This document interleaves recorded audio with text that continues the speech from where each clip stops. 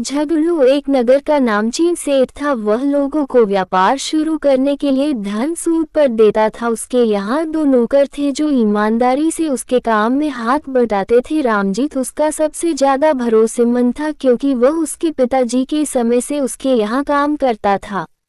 झगड़ू का सूदखोरी का धंधा बहुत ही अच्छा चल रहा था। उसका नाम आग की तरह नए नए नगरों में फैल रहा था। झगड़ू प्रतिदिन का हिसाब एक डायरी में बड़ी शालीनता से लिखता था। एक एक पैसे की गिनती उसकी उंगलियों पर रहती थी। जब चाहो तब उससे अपना हिसाब पूछ लो। इसी प्रकार से उसका समय बड़ी अच्छी तरह से कट रहा था। कुछ इस तरह से कहा जा सकता है, लेना एक न देना दो। चोरी डकैती तो तब से चली आ रही है जब से ये दुनिया बसी है। कोई भी युग इससे वंचित नहीं रहा है।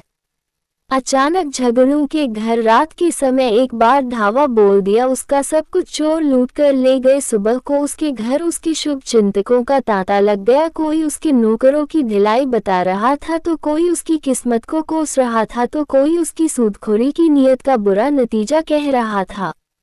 रामजीत और सोहना, जो केवल 16 वर्ष का बच्चा ही था, किसी काम से अपने घर को गए हुए थे। कोई तो उन दोनों की सलाह से चोरी होना कह रहा था। झगड़ू की वर्षों की कमाई हुई दौलत तो केवल वह डायरी थी जिसमें सब लेखा जोखा था, वह भी चोरी हो गई। वह सब लोगों की बातें सुन सुनकर निराश हो गया था। पड़ोसियों के कहने पर उसने रामजीत और सोहना को पकड़वाने का इरादा किया। जब दोनों को पंचायत में बुलाया गया तो पंचों ने उनको दोष बताया कि किसके लिए उन्हें बुलाया गया है।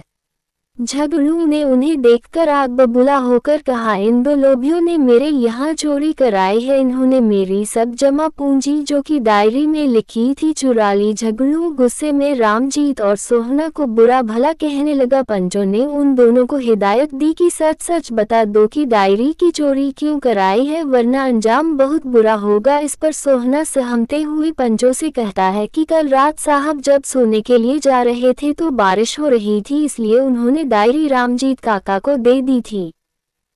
तब रामजीत सोहना की तरफ देखकर कहता है, हाँ हुजूर साहब, वह डायरी मैंने मालिक जी से लेकर तहखाने वाली तिजोरी में रख दी थी जिससे कि वह दुकान में रख देने से भीग न जाए। झगड़ू झुंझलाकर रामजीत से कहता है कि चलकर दिखाओ वह डायरी कहाँ है। पंचों ने रामजीत से झगड़ू के साथ जाकर तहखाने में जाकर उस तिजोरी को खोलने का आदेश दिया। पंच लोग और रामजीत तथा सोहना कुछ पड़ोसी तहखाने में जाकर तिजोरी को खोलते हैं। तिजोरी खुलते ही वह डायरी झगड़ू के पैरों में गिर जाती है।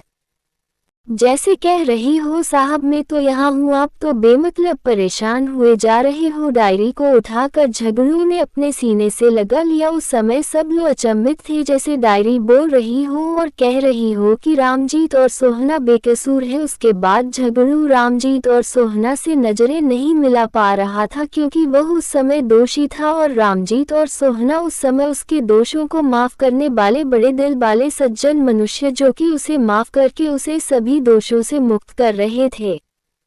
झगड़ू को सच्चाई का सामना करने की हिम्मत नहीं थी क्योंकि वह एक सेठ होकर भी मामूली से नौकरों पर बेवजह झूठा इल्जाम लगाकर स्वयं दोषी बन गया था। इसीलिए कहा गया है, कोई भी काम सोच विचार कर करना चाहिए। अगर झगड़ू सोच समझकर निर्णय लेता तो वह सच्चाई का सामना डटकर करता।